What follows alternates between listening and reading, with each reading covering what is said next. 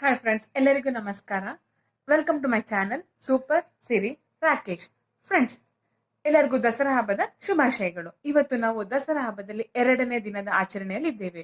So ಇವತ್ತು ನಮ್ಮ ಪಾರ್ವತಿ ದೇವಿಯು 2ನೇ ದಿನದ ಅವತಾರವನ್ನ ತಾಳ್ತಾರೆ. ಇವತ್ತಿನ ಅವತಾರ ಯಾವ್ದಪ್ಪ ಅಂದ್ರೆ ಅದು ಬ್ರಹ್ಮಚಾರಿಣಿ. ಬ್ರಹ್ಮಚಾರಿಣಿ ಅಂದ್ರೆ ಅತಿಯಾದ ಜ್ಞಾನವುಳ್ಳ ಇರುವಂತ ಒಂದು ದೇವಿ ಅಂತಾನು ಹೇಳ್ಬೋದು. ಜೊತೆಗೆ ಇವ್ರನ್ನ ಯೋಗಿನಿ ಅಂತ ಕೂಡ ಕರೀತಾರೆ.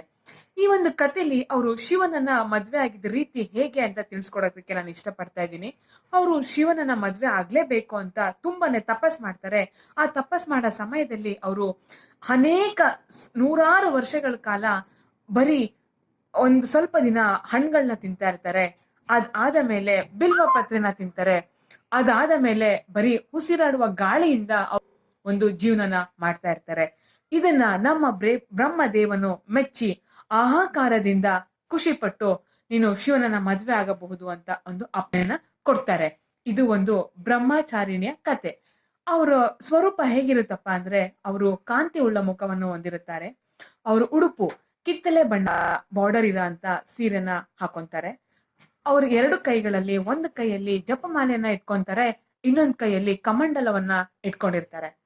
ಅವರು ಪ್ರೀತಿ ಮತ್ತೆ ಶಾಂತಿಯ ಸಂಕೇತದ ಒಂದು ಮಹಾ ತಾಯಿ ಕೂಡ ಆಗಿರ್ತಾರೆ. ಅದಕ್ಕೋಸ್ಕರ ಹೆಣ್ಣು ಮಕ್ಕಳು ಇವತ್ತು ಬ್ರಹ್ಮಚಾರಿಣಿಯನ್ನ ಪೂಜೆ ಮಾಡೋದ್ರಿಂದ ಒಂದು ಪ್ರೀತಿ, ಶಾಂತಿ ಜೊತೆಗೆ ಜ್ಞಾನ ಕೂಡ ಸಿಕ್ಕತ್ತೆ ಅಂತ ಹೇಳ್ತಾರೆ. ಸೊ ಇವತ್ತು ನಾವು ಬ್ರಹ್ಮಚಾರಿಣಿಯ ಪೂಜೆ ಮಾಡುವಾಗ ಈ ಒಂದು ಶ್ಲೋಕನ ಹೇಳ್ಕೊಂಡ್ರೆ ತುಂಬಾನೇ ಒಳ್ಳೇದು. ಸೊ ಹಾಗಾದ್ರೆ ಆ ಶ್ಲೋಕ ಯಾವ್ದಪ್ಪ ಅಂದ್ರೆ ಓಂ ಹ್ರೀಂ ಶ್ರೀ ಬ್ರಹ್ಮಚಾರಿಣಿ ದುರ್ಗಾಯ ನಮಃ. ಇನ್ನೊಂದ್ಸತ ಹೇಳ್ತೀನಿ, ಓಂ ಹ್ರೀಂ ಶ್ರೀ ಬ್ರಹ್ಮಚಾರಿಣಿ ದುರ್ಗಾಯೇ ನಮಃ. ಇವತ್ತು ಸಂಜೆ ನೀವು ದೀಪ ಹಚ್ಚುವಾಗ 108 ಸತಿ ನಿಮ್ ಕೈಯಲ್ಲಿ ಸಾಧ್ಯ ಆದ್ರೆ ಹೇಳ್ಕೋಬಹುದು. ಇಲ್ಲ ಅಂದ್ರೆ ನಿಮ್ಗೆ ಎಷ್ಟು ಸತಿ ಆಗುತ್ತೋ ಆ ಸತಿ ಹೇಳ್ಕೊಳ್ಳಿ. ಇದರಿಂದ ಎಲ್ಲರಿಗೂ ಕೂಡ ಒಳ್ಳೇದಾಗುತ್ತೆ. ಸೊ ಜೊತೆಗೆ ನಮ್ಮ ದಸರಾ ಹಬ್ಬದಲ್ಲಿ ಹೆಣ್ಣು ಮಕ್ಕಳು ಹೊಸಲು ಪೂಜೆನ ಮಾಡ್ತೀವಿ.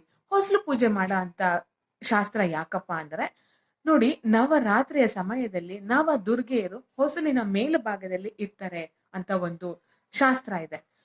ಅದಕ್ಕೋಸ್ಕರ ನಾವು ಹೊಸಲಿಗೆ ಗೆಜ್ಜೆ ವಸ್ತ್ರ ಮತ್ತೆ ಅರಿಶಿಣ ಮತ್ತೆ ಕುಂಕುಮದ ಬಟ್ಟೆಗಳನ್ನ ಇಡ್ತಾ ನಾವು ಈ ಒಂದು ನವರಾತ್ರಿಯ ಸಮಯದಲ್ಲಿ ಹೊಸಲು ಪೂಜೆನ ಮಾಡ್ತೀವಿ.